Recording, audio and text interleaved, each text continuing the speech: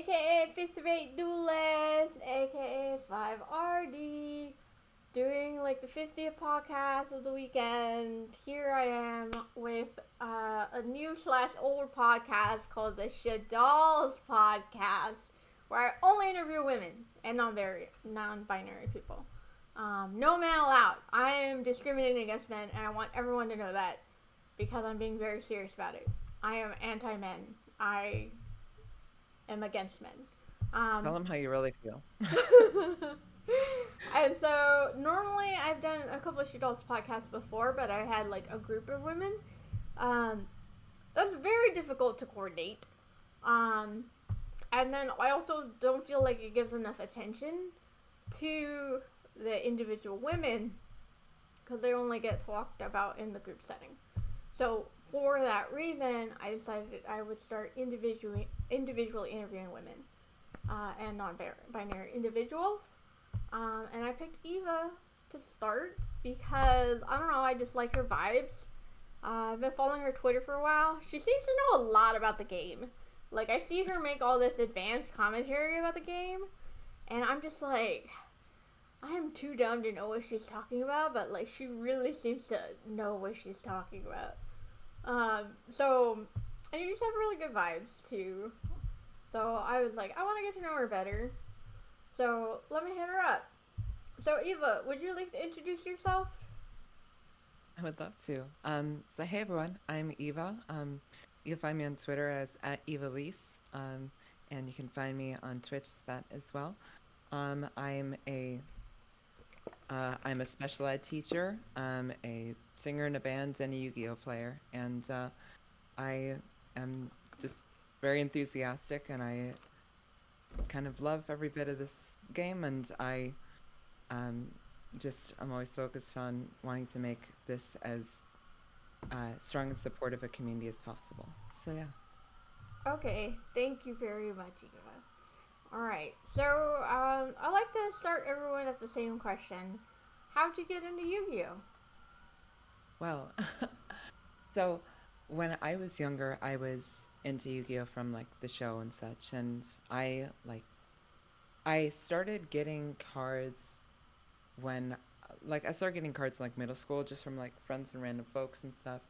Um, and then when I was in high school, I started watching the 5Ds anime, and I really loved Crow in the show. And I was like, I want these Blackwing cards. Like, that's so cool. Um, but I didn't really it was like before I was working, I didn't have a whole lot of money, and my family didn't have a whole lot of money at the time. So to be honest, I would just kind of steal packs from a local like grocery store slash kind of like a Walmart thing called Meyer. And hopefully that doesn't get me arrested now, but I just kind of kept doing that until I got what I thought was a semi-competent Blackwing deck. It definitely wasn't, but it had Armor Master, so I was happy. If it makes you feel better, I also stole when I was little. I was like 4 years old, and my brother told me to steal some candy, and I did. And then I got caught, and then my mom walked us to the security guard and made us tell him what we did, and he lectured us. And ever since then, I haven't stolen.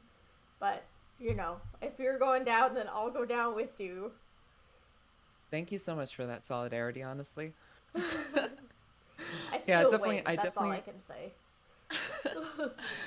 I definitely am not stealing these days and such, but so I did that, and then I just didn't play for about 10 years. And then so as I mentioned, I'm a teacher in Chicago Public Schools. And one day I was teaching at the start of the day, and a student came in and said, "Yo, Miss P," and had these 2 Yu-Gi-Oh decks. And I was like, hey, like, you got to put those away for now.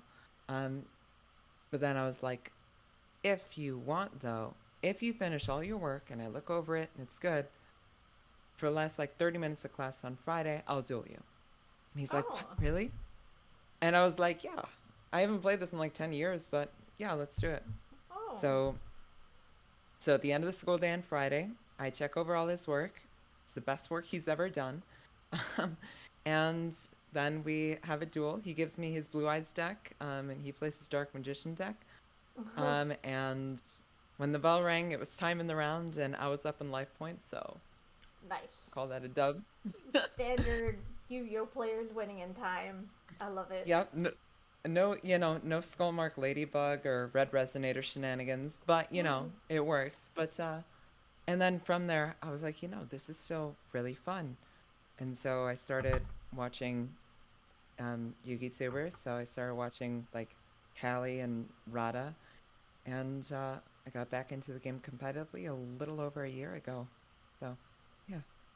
Okay, awesome. Great. Yeah, I like how, I mean, my origin story was the anime as well, so I definitely feel like, that's a very common thing for everyone, except Paolo, apparently. Paolo Well, didn't like the anime. He just ended up really? playing Yu-Gi-Oh! Yeah.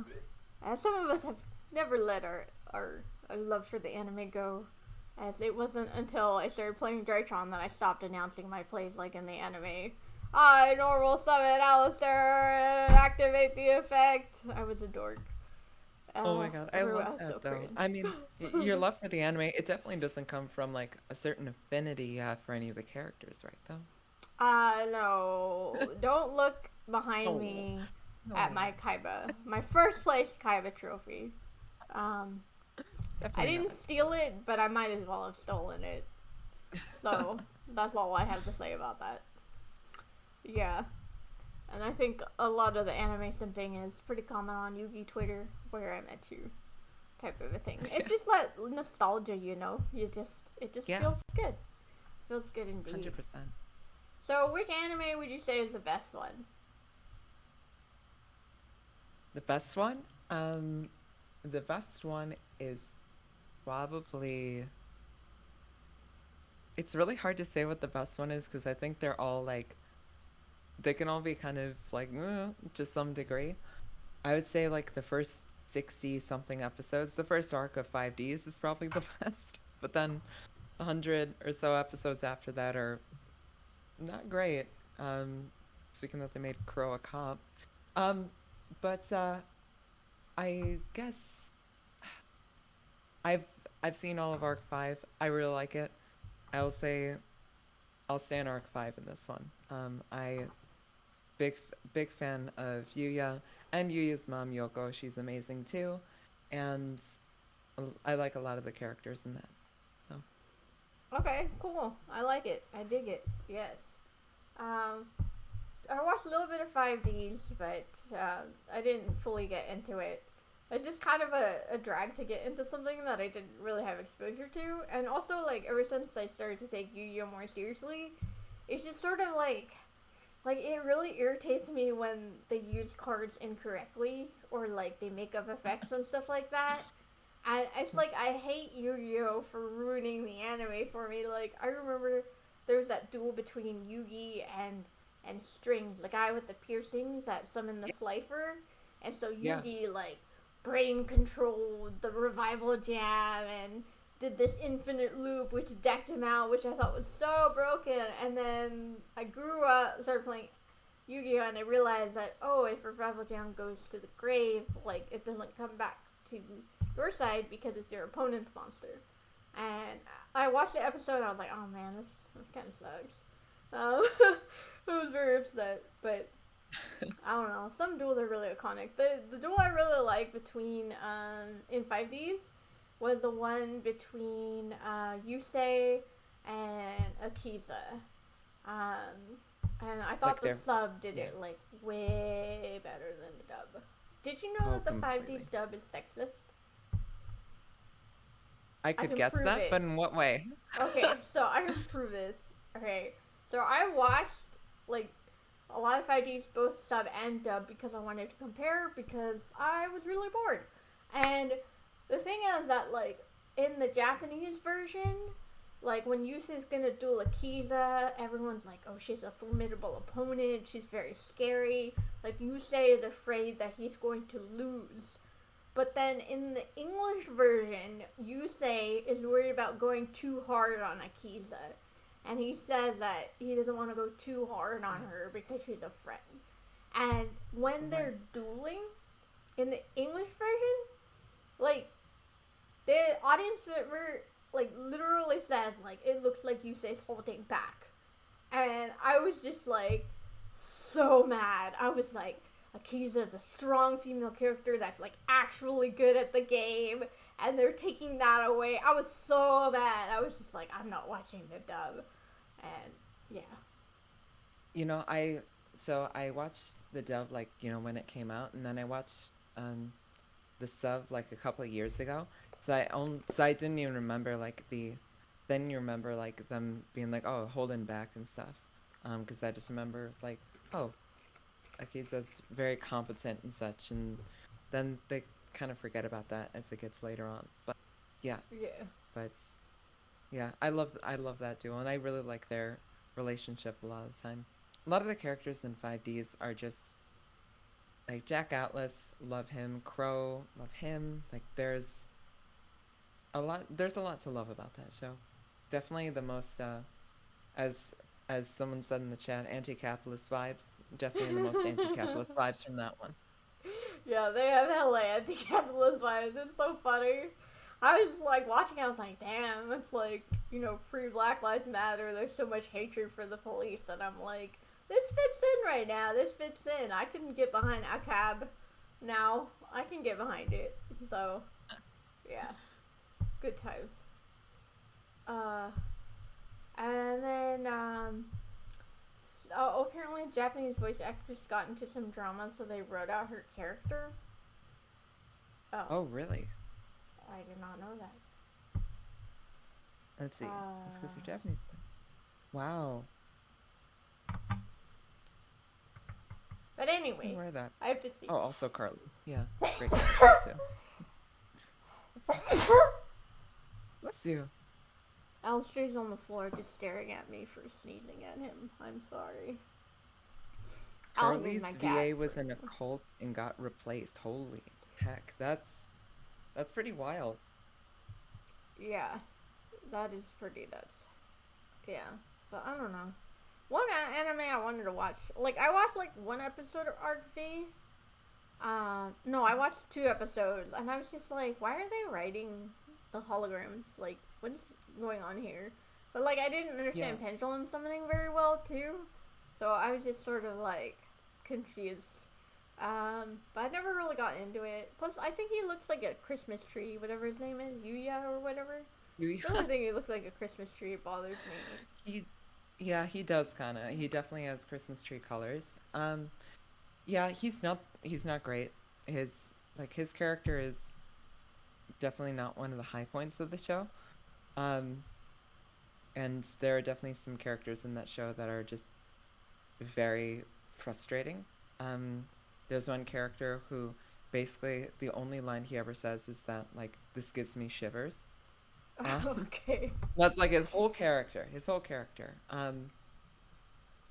And yeah, but they made some of his anime cards into real cards, so whatever, I guess. If you've seen like the Doodle Beast monsters, that they're not out in the TCG yet, but they're coming out in the OCG. And they're like Dino support. Oh, okay. Interesting. Well, they're kind of cool. That reminds me of "You don't stand a ghost of a chance." Oh my god, that line, so bad, Amazing. but so funny. Perfect though, like just chef's kiss. Oh my god. Okay, alright, let's switch gears. We're talking about the anime. Why don't we talk a little bit more about the card game? So, like, what kind of decks are you interested in playing? Like, what's your play style? So, I tend to like decks that are, like, I'm not the biggest fan of, like, big wombo combo, like, oh, you're not gonna play decks. Mostly because, like, I really like the interaction and I really value, like, I don't know, having my opponent play in some way. So I used to like play kind of more floodgate heavy decks. Like I played Subterror for a couple of months. And it was very toxic. I gravitate more towards mid-range decks. So I like decks that can play a good amount of hand traps and can set up like a semi-decent board, but have good follow-up for the next turn. Um, so my favorite deck to play is Marincess, just because the deck has just this sort of endless grind game, um, that I just adore. It's so fun to play because you get your board broken, and then on the next turn, your opponent has to stop four, types of follow-up just from you going through your full combo. And Oh. it has that synchronicity to it where it's like kind of the harder you combo, the better your follow-up is. Um, so it's really interesting. I love that deck. I love the way it plays, and the current deck that I've been playing most has been Labyrinth, which is less less hand traps and mid range and stuff, but um it's such a fun deck to play because there's never really a game where my opponent isn't playing at all. And each victory that I play feels very earned because I really have to be careful with when I'm using the trap cards. Just because the resources are limited and my ceiling is frequently so much lower than other decks. Oh, okay. That's interesting. It's sort of like you're playing with one arm tied behind your back type of thing. It's like you could dominate everyone by like picking up like Tier Limit Sprite or something, but you choose to play Labyrinth so you can have more fun. Well, I don't know if I would I don't know if I'd dominate. I um I think I'm okay at the game. I think like as a player, um I think I've got kind of better ideas in theory than like technical play. So I think that um I just play decks that I find really enjoyable, or they have some sort of personality or play style that I really like. I don't really like Franken decks of just like a million different engines because I feel like there is a story that the deck is trying to tell, or there's some sort of narrative focus that's trying to have through its mechanics. And I feel like that gets lost when you're running a deck that has a million different engines in it and such. Not that you know, a pure deck is more powerful because that's not the case in many instances, but I just really like um, having kind of a defined idea for a deck and sticking to it. Okay, I can dig it. Yeah, after trying like 17 versions of Tier, I ended up not finding one that I liked and just stopped playing the game for a couple of weeks because I'm so frustrated. But, I feel it. We have a I question that. Yeah. Oh, go ahead. Oh yeah, I've messed with tier a bit as well. I've liked the Lunalight build. Otherwise, like, That's a uh, secret. oh my God, Wink, like, wink. Nudge, nudge. nudge, nudge. People are making videos about it and stuff. Like Trishula's making videos about it, and like, I, yeah, it was supposed to be more of a secret and such. But once like other people started talking about it, I was like, I don't want to like hold that, you know? Oh, I don't yeah. know. I'm totally messing with you because I know. Cody Angeloff told me about it a while ago, and then I had my friend help me build the deck. And then I Mhm. was going a little bit back and forth between Cody and Elise about it. Um, Yeah.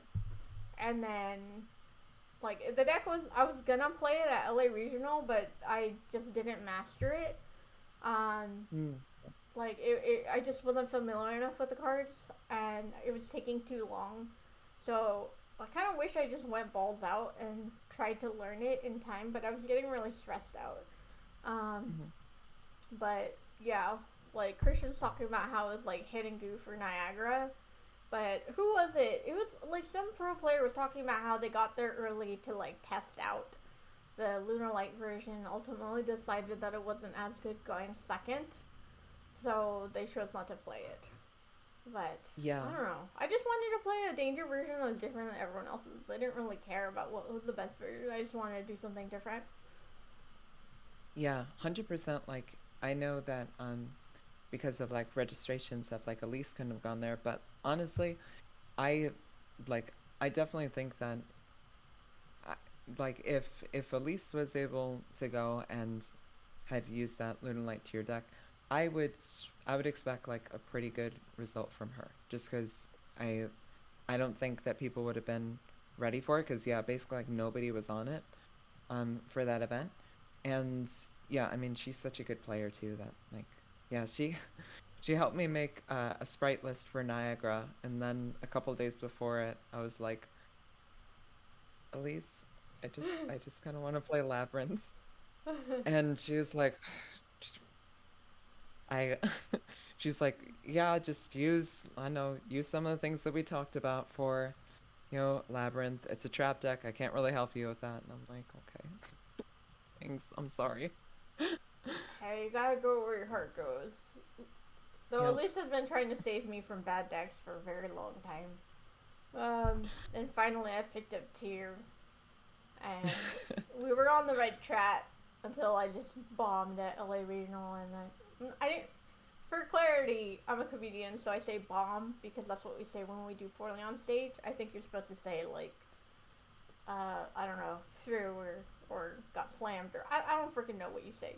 So when I say bombed at an event, I am not literally saying anything about explosives. Just to be clear, Yeah. I am just But saying yeah, I did poorly at the event. Scrubbed out. I kind of Yeah. figured. But just for clarity, I am brown, so I just want to make that very clear. Oh my gosh. Anyway, um, okay, cool. That's interesting. That's interesting. So, what do you enjoy more, theory or playing? What was that? I enjoy. What do you enjoy more, theorizing or playing the game? Oh, I love both. I mean, I have so much love for just like thinking about combo lines and interactions.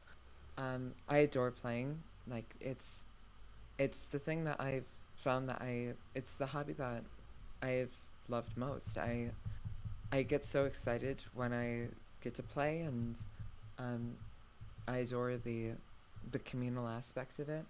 Um and I'm such a nerd for theory.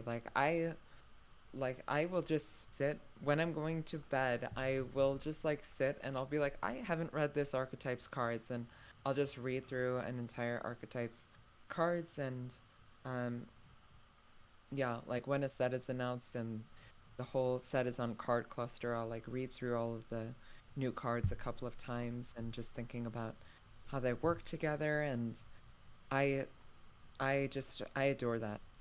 I love the interactions and the weirdness that this game brings. So really, like they really go hand in hand. And I wouldn't be able to choose which one I like more, honestly. Okay, I feel it. Yeah, like, How about how about with yourself? Yeah. uh, so theorizing I can only do if I'm like really knowledgeable about a deck. Like, for instance, I could theorize about Drytron, and like I could sort of maybe theorize about Tearlament, but not very well. But I can't like theorize in general. But I think it's also I lack a lot of confidence, because sometimes I'll like make a statement and everyone will just shut it down, and so I feel like, oh, that was like, I just don't have the confidence to think that any of my views like matter or anything like Mm. that. Um, and then like Say, for instance with the Lunalite deck, like I was going through a bunch of rank fours because I was like, this is rank four spam. So what are the good rank fours? So I went through and I read every single one, and I like picked out the ones that I thought would kind of work, and then I would ask people, um, about like, what about this card? For instance, I thought Evil Storm Nightmare was like really good. I was like, oh, it's like Book of Moon on a special summon. That's very powerful. But that's everyone's just like, no, that's just not a good card. There are other options. So it's a little discouraging for me. yeah, I can imagine that, but yeah, I mean, yeah, it can be really difficult when people are kind of like shutting down your ideas and such. But like with your ideas, I mean, like people have come around to playing Amor Factor Pain and Drytron, but like you were like talking about Amor Factor like like months before like that kind of became the accept one of the most accepted dry trend builds, right? Mhm. Yeah. Right. I was like telling everyone. I was like, because I pulled that card, and I was like, this card's insane, and I was telling everyone about it, and they're like, no, like they can just do stuff in main phase 2. Like no, like it negates your own monsters too. I don't know. It just, and then I just dropped it. But like I don't have the understanding to know when I should try an idea or when I should just listen and drop it. Because I can't try every idea I have because I have a lot of bad ideas. Bye bye. Thank you. But I don't know. That's like the internal struggle of me being a 5th rate duelist with a 6th rate deck. But I mean, with with you, it's like I think you're like a really great player, and I've loved watching you grow as like a player, even though like I kind of I didn't like see you from the start and such because I myself am pretty new to this. Um, but you're kind of the first you were the first woman who I saw like competitively playing and like winning tournaments and stuff when I was first coming into it. And like like you're really inspiring to me and a lot of other people. Oh, So thank you know, you. I just really want to put on your radar that like you're a huge part of what makes this community great, and yeah, I really highly respect you. So Thank you. That's very nice of you to say. Yeah, I don't know. I just, just like deep rooted issues that I gotta work through in therapy or something like that. I need like a YuGiOh therapist. Like, a therapist that knows about Yu-Gi-Oh! And like, I tried to get Yu-Gi-Oh! Therapy from like a coach. So like, Cody Angeloff, I would go to coaching a lot. And like, I just needed emotional support. Like I needed to process losses. I needed to process my self-confidence issues. I needed to like learn how to be more confident. I needed to know what to do when people bully me, things like that. And so I just need a Yu-Gi-Oh therapist to help me. Just a couple of sessions. I'm willing to pay good money to get my problems resolved, but I don't know. I think I am the Yu-Gi-Oh therapist, as since I like play Yu-Gi-Oh and I'm a therapist. I don't know of any other Yu-Gi-Oh therapist, but I can't do therapy on myself, so I'm still searching. yeah, my my therapist has had to learn a little bit about Yukio from just from us talking. I mean, I've had the same therapist for almost 8 years, and so like before they didn't, before a couple years ago they didn't.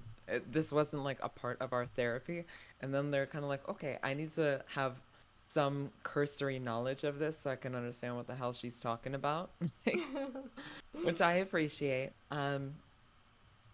But but they're very supportive of my of my playing and such, and they think it's cool. Which I'm like, thank you, thank you. Are you sure you're not just doing this because I pay you? Like, so Love it. Oh, don't worry. Good therapists are very honest. But yeah, right, like that's my true. therapist helped me a lot because I would run into situations where things would happen that were bad, and like sometimes I'll speak up and I'll call them out in front of everyone, and it's like, good job, brave Zara, good job. But then other times it's like I'm so intimidated by this person and what they're doing, I don't know what to do, and I'm too afraid to call a judge. And so this was something I went through therapy for. I was like, how do I resolve this? Like, why can't I just be like big, confident, scary Zara all the time? Like, why am I suddenly shut down at other times and let people like, unfairly impose themselves? And so I'm working on that. I think I'm getting better though. Yeah. Yeah, I feel you on that though. Like, do you find that it's easier to like, I don't know, uh, I guess like advocate for others than yourself? Because that's something that I feel like all the time when I'm at like locals and someone's being like shitty to another person. Um, I'm like, hey, cut that out, and like they don't deserve for you to talk to them like that and such. But then like when the same happens to me, I'm a little bit more reticent to to say something. Yeah, I would say that. Like, I'm more willing to stand up for someone else than stand up for myself. But I will stand up for myself, especially now. Yeah. But it's come to the point where people around me don't do the disrespecting. Like, I don't see that happen very often where I would have to intervene. But if I ever witness it, I would intervene in a heartbeat. Yeah. Like, there was this one girl, we were at a regional, she was a girlfriend of a YuGiOh player, and she was just sitting at a table by herself, and this dude kept coming up to her, and she obviously didn't want to talk to him, but he kept, like, asking her all these questions, and I just got the sense that she needed a little bit of assistance, so I kind of just jumped in and said, like, oh my god, hey, how are you doing, girl? I haven't seen you forever, and just, like, cut him off, and then I looked at him and gave him, like, the most death stare I could possibly give him, and he walked away.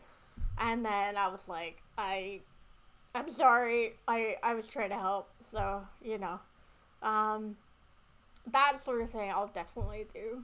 But it's weird because it's like, the general person, the average person is not like that.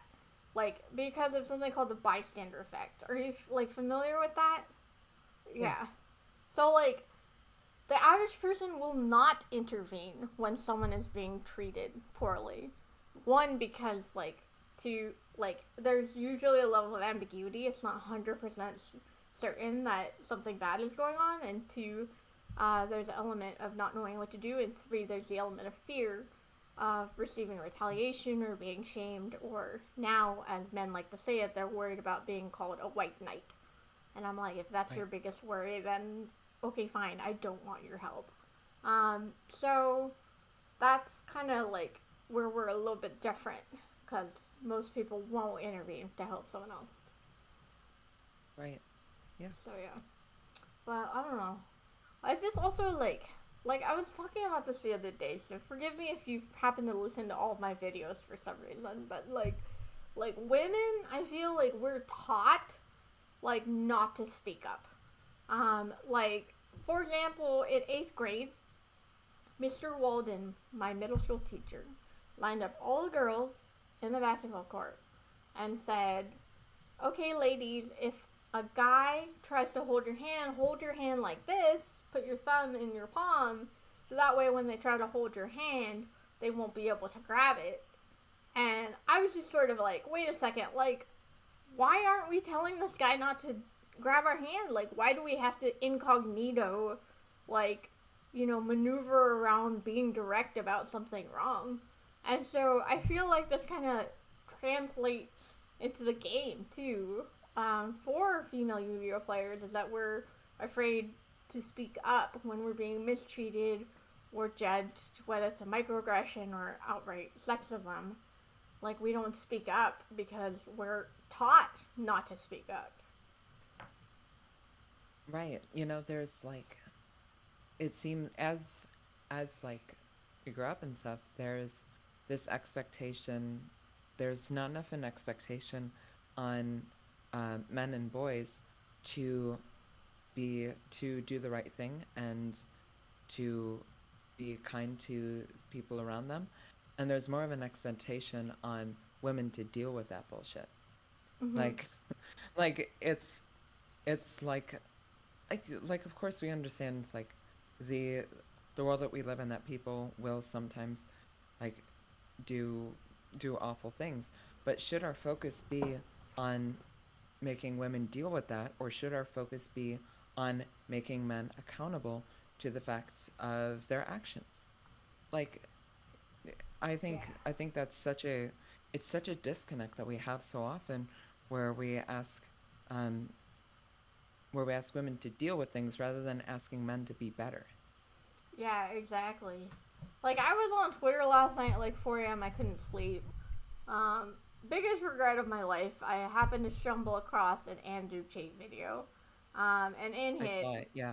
yeah, he was talking about like how women need to be more responsible for rape happening versus telling men to be better, because his argument was that, oh, men already know it, that they shouldn't do it, men are going to do it anyway, so you women need to change your behavior so it doesn't happen to you.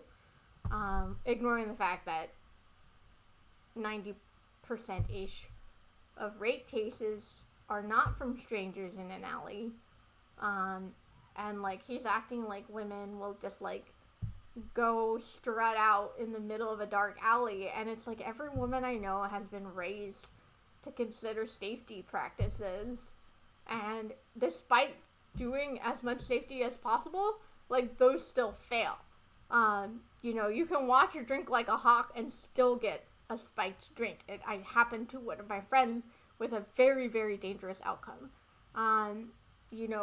You can like wear sweatpants and still have something very dangerous happen to you.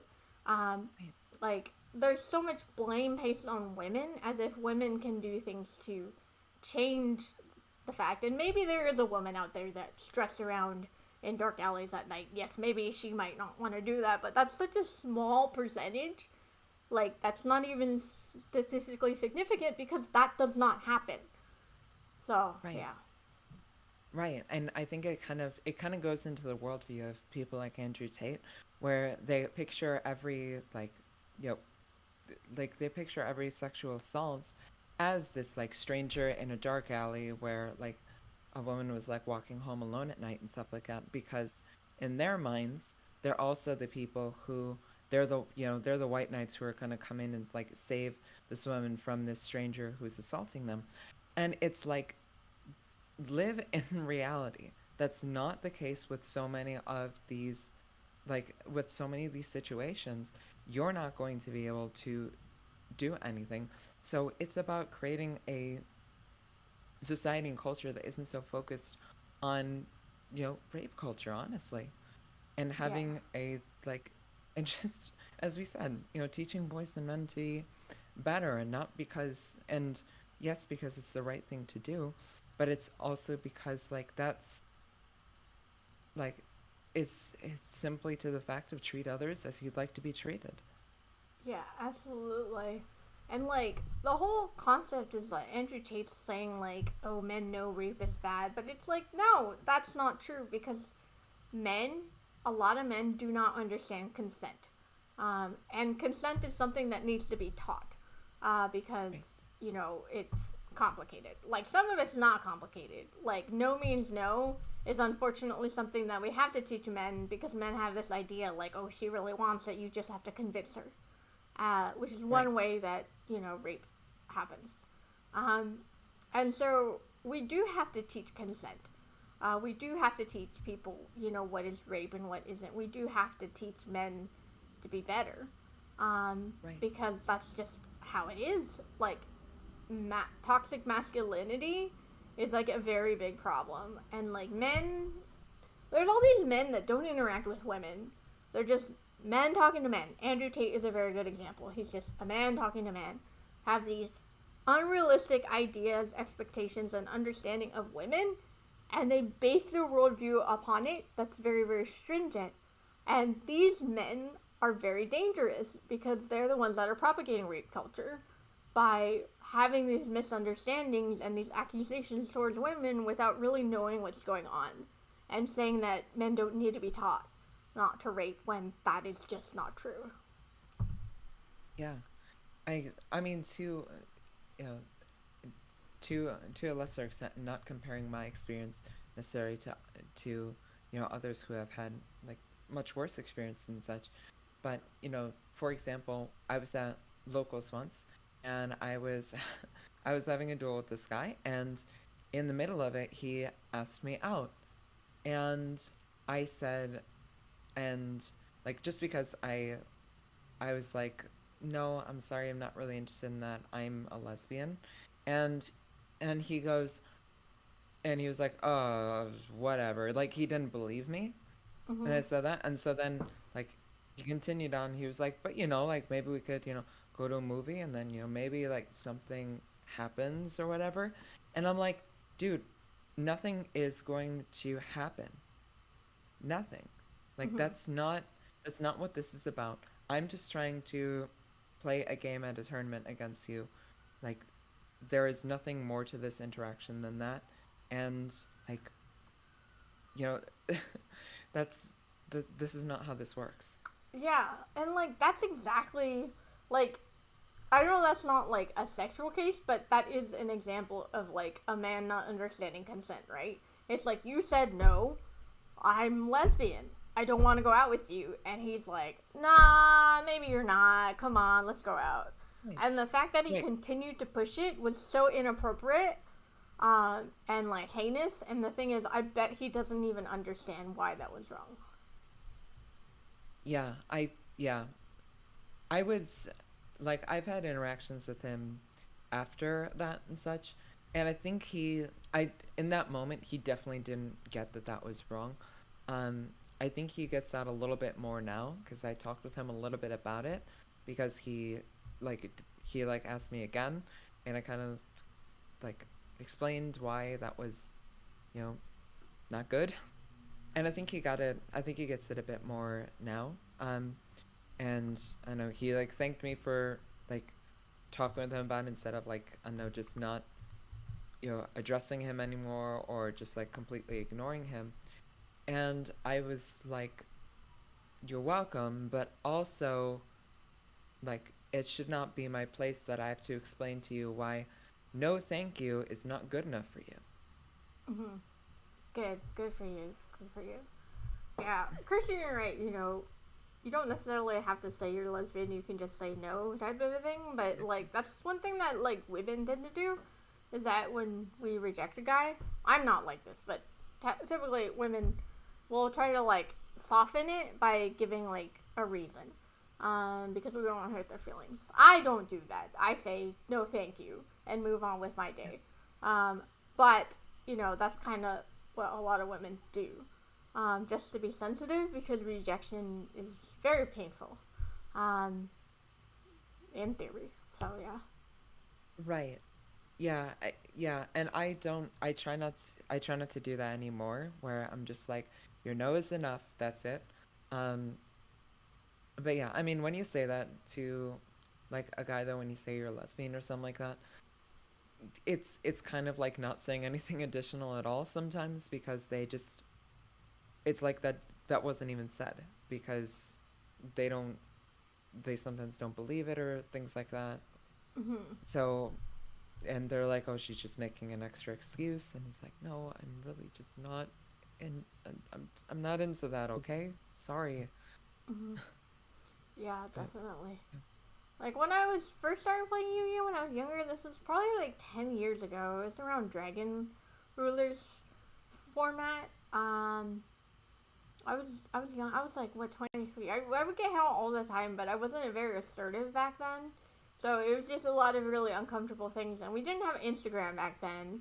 So it would be like, all right, you want my number? Okay, fine. I think we're gonna be friends, and just led to a lot of really weird interactions, which is also why I left the game. Now I don't have to worry about that because I'm older than everyone, so no one's gonna hit on me. And also I'm scary, so that helps considerably as well.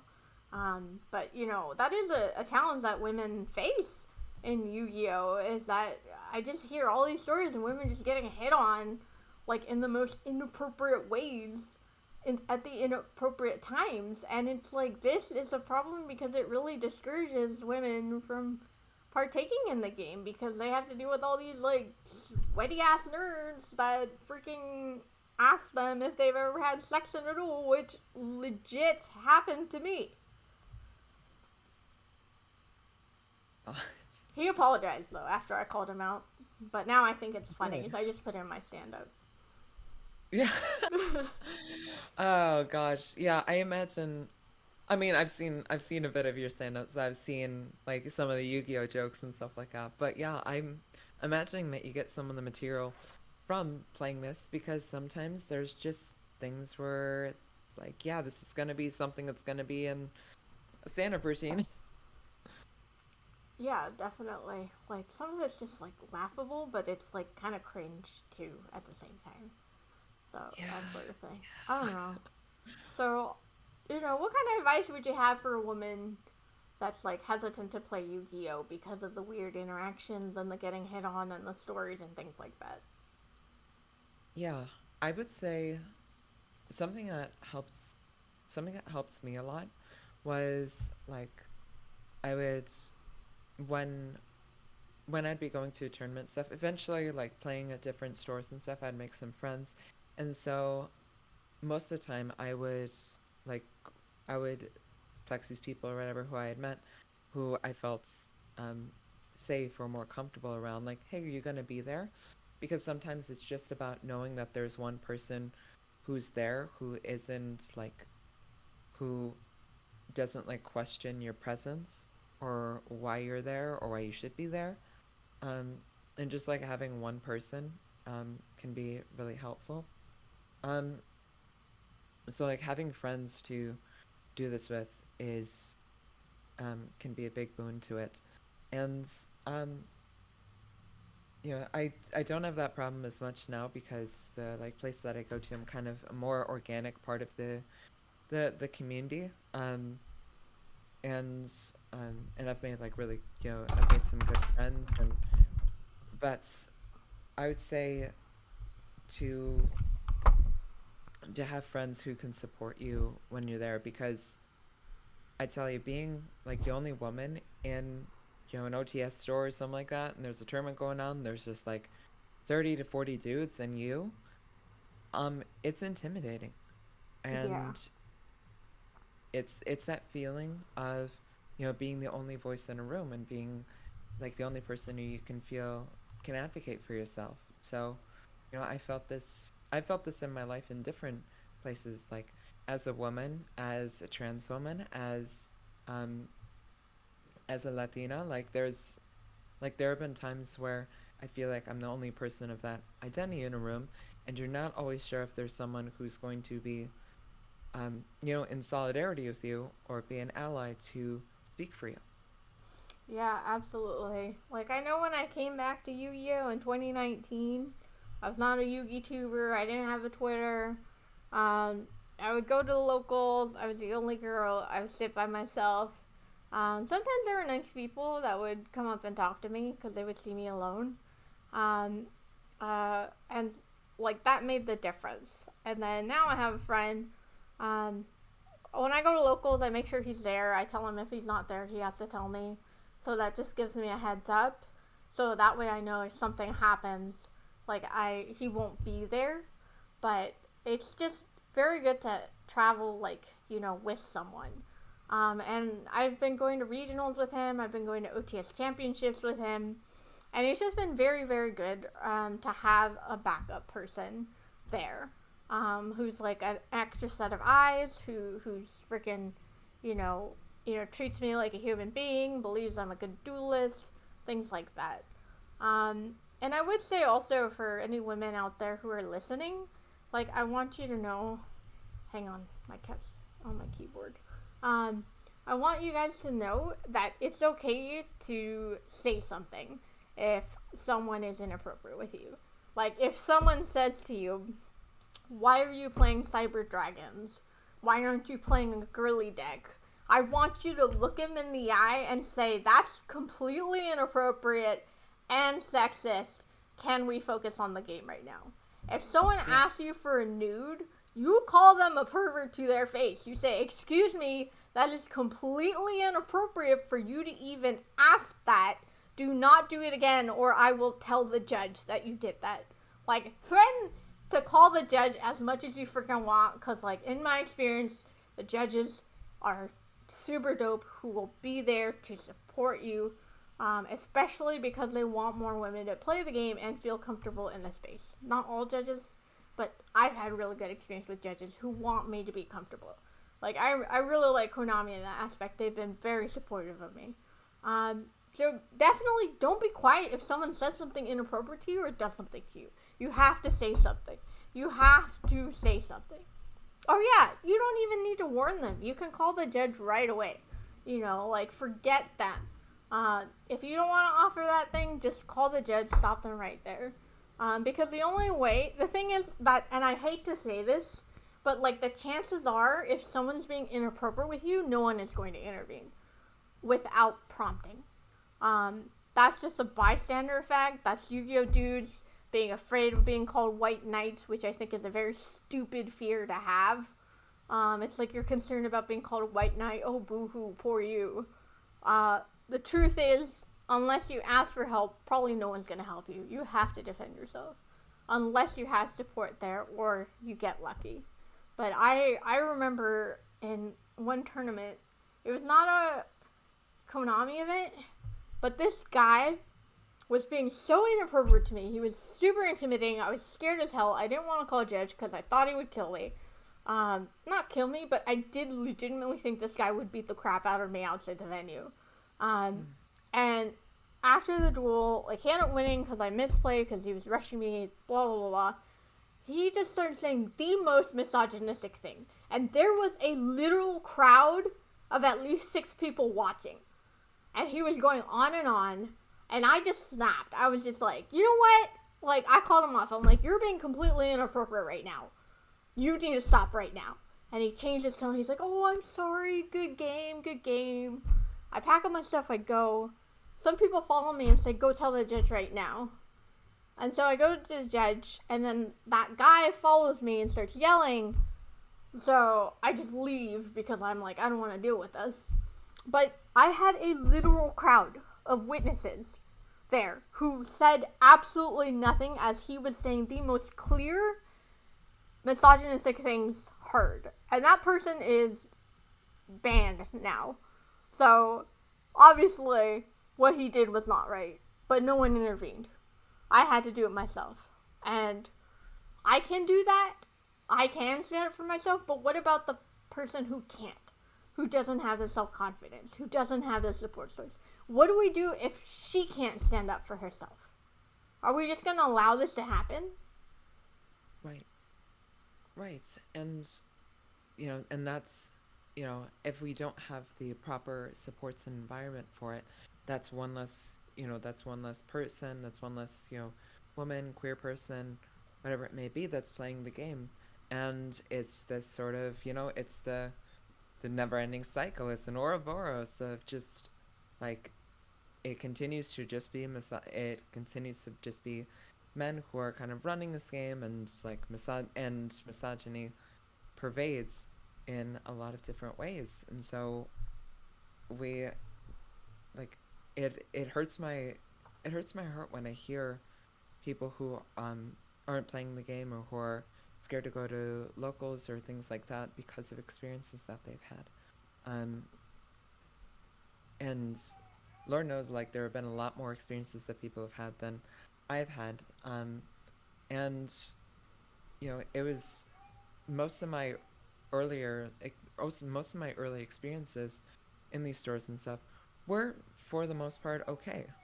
The first time I went to a tournament, there was a guy there who was just like, hey, you're new, welcome. Do you want to play a couple practice games? And I knew, like, jack shit about what I was doing. I knew so little. And he was just patient with me and helped me play. And, I just saw him a few hours ago, and we were playing, at a tournament. And, and on a semi-weekly basis, I play against him and such. And, he's become a good friend of mine. And having somebody like that is so crucial to a new player, regardless of who it is. And so if you're in a store and you see somebody new, regardless of who they are, offer them that good experience, offer them that positive, because it could truly change, whether somebody stays in this game or they don't.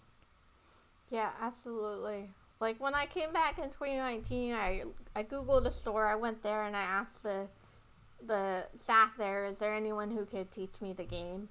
Because I hadn't played in 8 years. And they found this dude who sat there for 2.5 hours explaining pendulums and links to me. He just took all the time in the world to go through everything. And, like, mind you, I was, like, very new. Like, when someone summoned a link monster, like, I thought it was a ritual monster. I was like, why does it have arrows? And why did you put it up there? Like, what are you doing? And so, like, that, like, act of kindness. And, like, I didn't see him after that for, like, 2 years 1 or 2 years, and then I played against him in the tournament, and I beat him, and it was just like, wait a second, you're the guy that helped me. And he was like, yeah, I remember. And it was such a wholesome experience. It's like the student beats the master, type of thing. Like, it was just so wholesome. And I remember that guy forever, that he did so much. And like that type of kindness, like, he didn't have to do anything except dedicate like hours, I guess, because I didn't understand what pendulums and links were. But yeah. Yeah. I think that can't be underestimated, like the help from a stranger. That's like the difference Right. between coming back and not coming back. Right. I had a very similar experience um with my friend Chris, who was the one who showed me like a lot of the ins and outs of the game. A few months later we were playing um at like in like the final for our locals, and like it's down to the wire. He top deck a card, he looked at it, and he smiled, and he just extended his hand and he said, "You got it." Aw. And and we just and we're just it was just a really happy, wholesome moment. We pulled the winning packs together, and there was an ulti cyber dragon in it, and I really cherish that moment. And um Oh. every yeah every time every time since, we've had a great game, except for today when he red rebooted my ass. But Yeah, up that'll end the up until friendship. that, I still love him. I still love him. He plays out Lich a lot of the time, so he had the pain in his eyes when he activated Red Reboot, because he's like, I I know know how what much this this feels hurts. like. Oh my god, Yeah, that's so when a funny. combo player hits me up with a Red Reboot, I'm like, you don't know. You don't know how much pain I'm in right now, how much this sucks. But when a fellow like trap player or something like that drops a Red Reboot on you, you're like, it's part of the game. It's a legal card.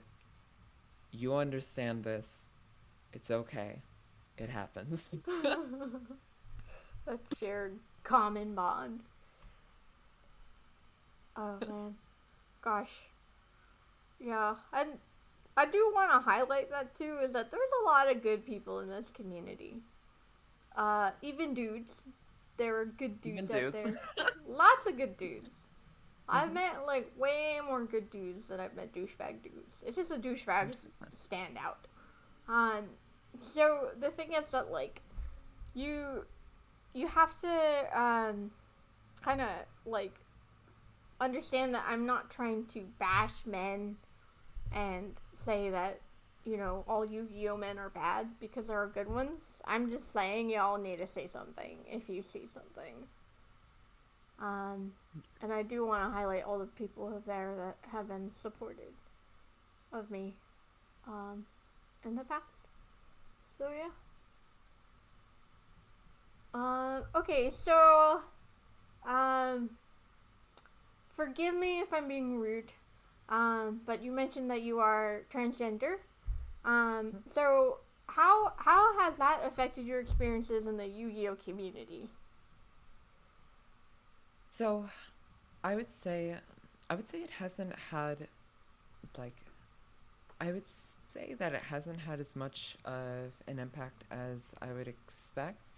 There's there have been like a couple instances where it's been like me being specifically a trans woman has been different than me just like than just me in my identity as a woman.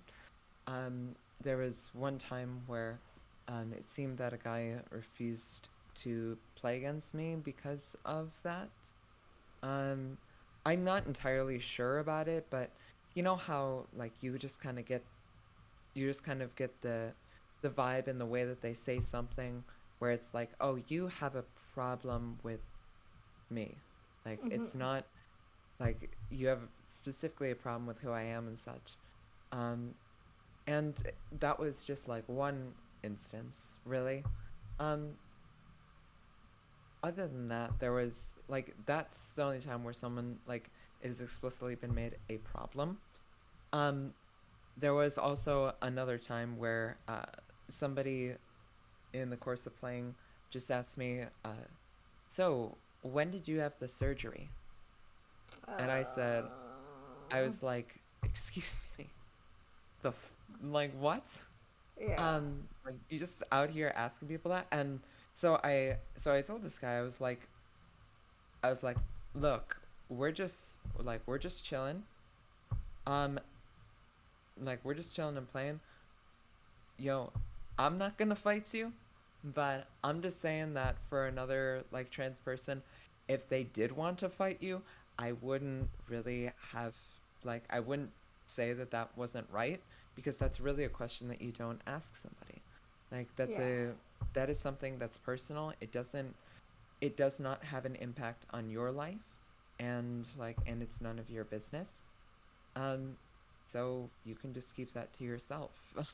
like Yeah, that's if we're disgusting.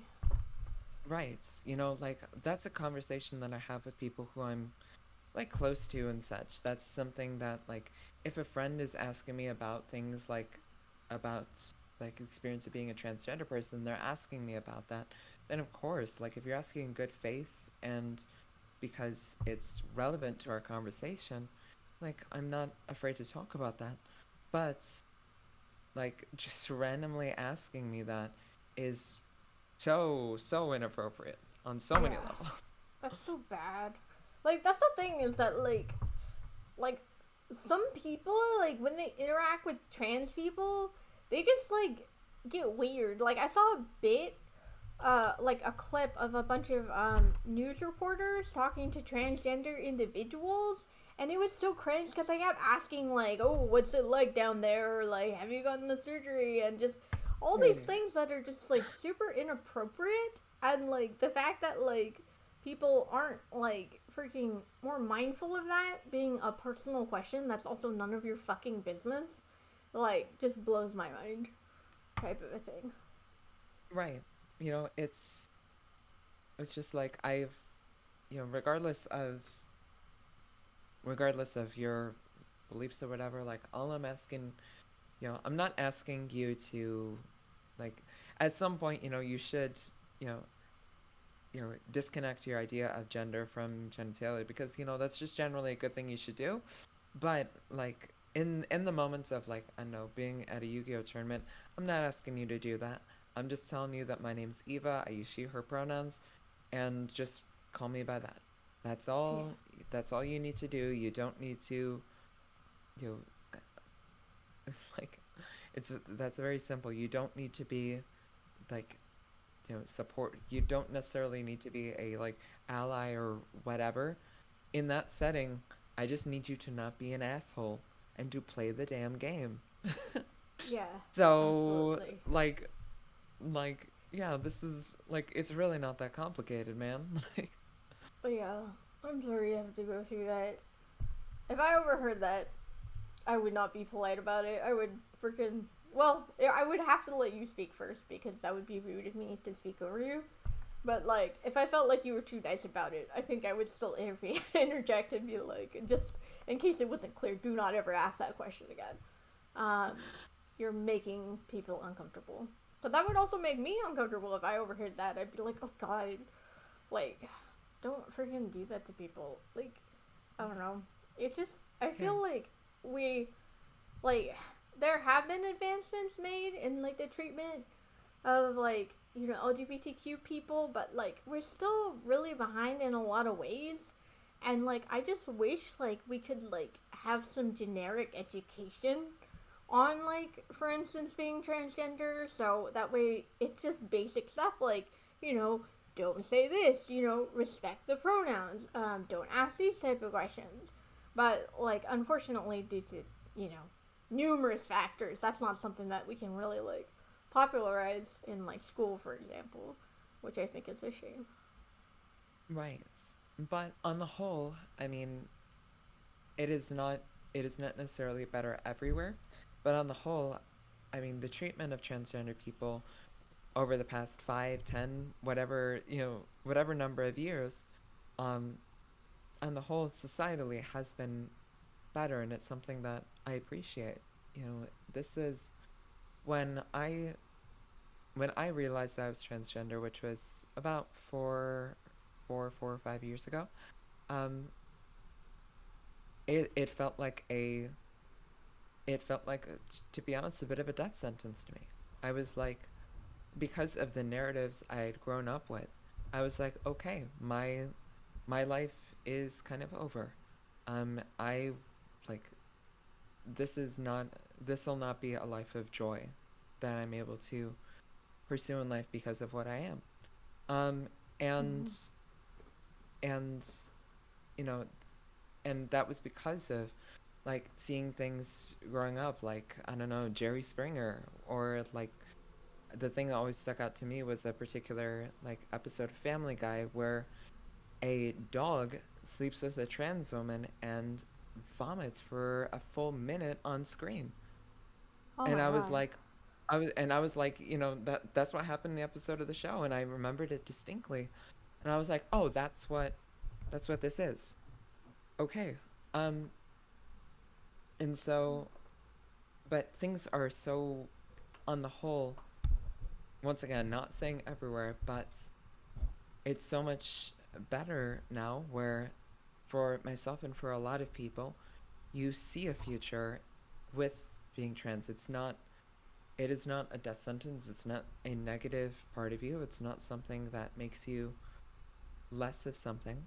Um, I was having a conversation with a friend of mine who's trans a couple of days ago, and we were talking about dating, and she was like, "Yeah, but when you're doing like, um, when you're looking at like dating apps and stuff like that, you kind of feel a bit like damaged goods."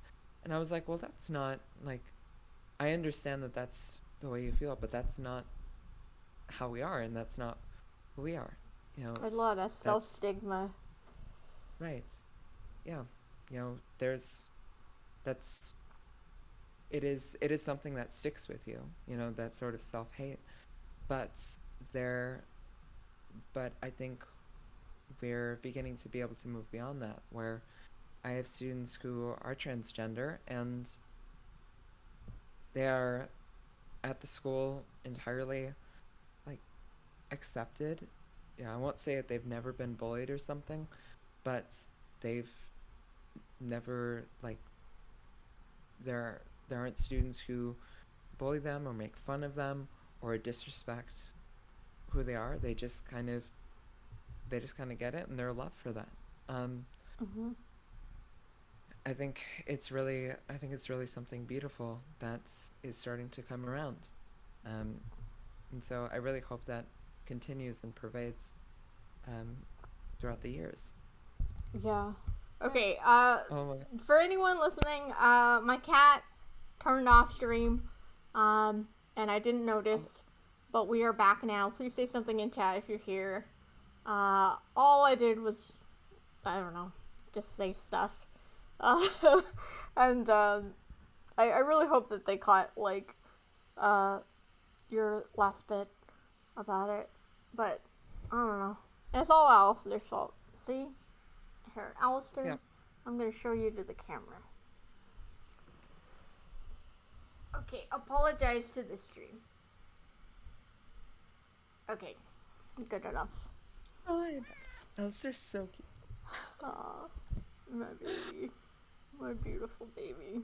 So cute. Oh my gosh. Okay, chat has forgiven him. I'll give you belly rubs later, though. Thank you for your grace, chat. Also for the kind words in the chat. I really appreciate it.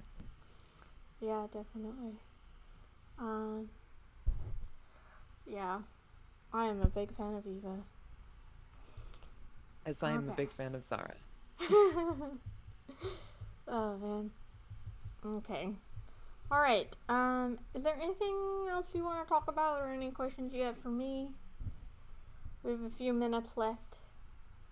Yeah. I want to ask you a bit about um, like what you, I want to ask you about, Alistair. I want to ask you about Drytron. Like like how did you kind of start playing the deck, and like um, what really interests you so much about the deck? Okay. Thank you for asking me that question. I love talking about Drytron. Okay, so when Drytron first came out, I was playing broke ass ShadDOLLS because I couldn't afford any good cards. Lisa's like, oh god, here we go.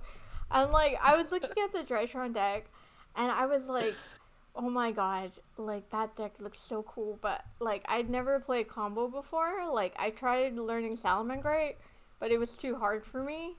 And so I was like, there's no chance I could play Drytron. And like, I was just like very intrigued by it though. And then Benton got limited and Union Kara got banned, or I don't know. They just went down to careful Alistair. Here, hang on a second. Let me move this cat before he ends stream again. Okay.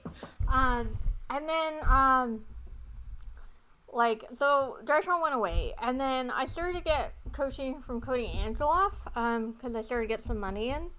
And then I told Cody, like, look, I love the Drytron deck. I think it's so cool, but I've never played a combo deck. I don't think I could do it.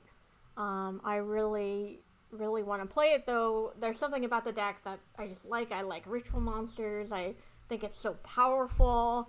There's so many ways to play it. There's going to be new support. And so he was like, honestly, Zara, anyone can learn any deck. And he encouraged me to buy the cards before they went up in price, which I did. And then I got a sponsor, which helped me secure cards. And then got some more money coming in from like streaming and stuff, so I was able to get the whole deck. And so it was the first combo deck that I learned. And I did not think I could do it. And I mean, at the beginning, I couldn't do it. Like, I was last place at locals for like 3 weeks in a row. Like, I was doing terribly with that deck. And then came New York, the Gamers Choice Tournament. So I flew there. And then the plane ride was 6 hours. All I did during that plane ride was Drytron combos. I just sat there and I did as many Drytron combos as possible, just over and over again, until I really got it. And then at Gamer's Choice, I ended up just being in the zone. I don't know what it was, but I got second place. I beat some good players. And, like, that was, like, such a monumental thing for me, because it was like, oh my god, I learned a combo deck, and I never thought I would be able to do that. And I just love the design of the cards. I love the ritual monsters. I love what you could do. You know, like, it's kind of, like, not a super difficult deck to learn, but it's, like, also not super easy to play. It's, like, kind of in the middle.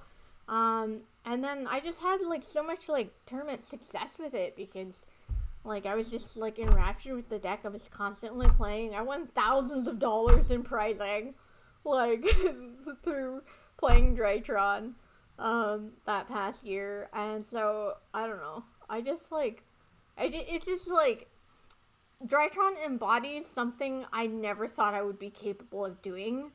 And it's given me so much confidence to move forward in the future and grow as a player that, like, it just has such a special place in my heart. Okay, chat, you guys can go throw up now. No, that's like exactly, like, that's exactly what, like, I want to hear and stuff. I love the enthusiasm and the passion that people have for this game, because I just, like, I adore hearing, like, people's, like, the things that they love about it. It's just, and I mean, I remember when you got second in that tournament. I think first place was Carter was playing, like, Sky Striker, right? Yeah, he destroyed me. Yeah.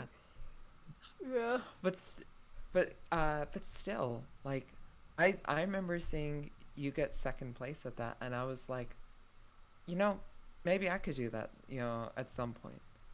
Yeah, and I think that's like, I wouldn't doubt it if that was for other women who play this game, who are like, oh, Zara can do that, like, like she's pretty sick at this game, like, and maybe, like, I can do that too.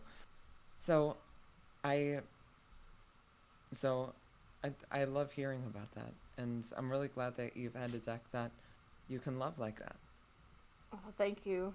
Except now I'm like, oh my god, will I never be able to play a deck as good as I play Draytron?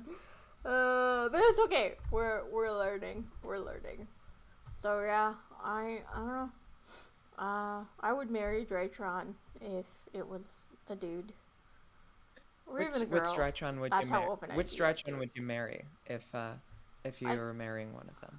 I think Gamma. Oh wait, Gamma? do you mean like of the 4 Drytrons or any Drytron card? Any Drytron card. Oh, that I married Draco Nitz, hands down. Yeah. Yeah, Nitz is it's pretty thick. Yeah, he's a big beefy boy. Nice. Beefy boy, nice. yeah. I have a giant Draco Nitz in my room.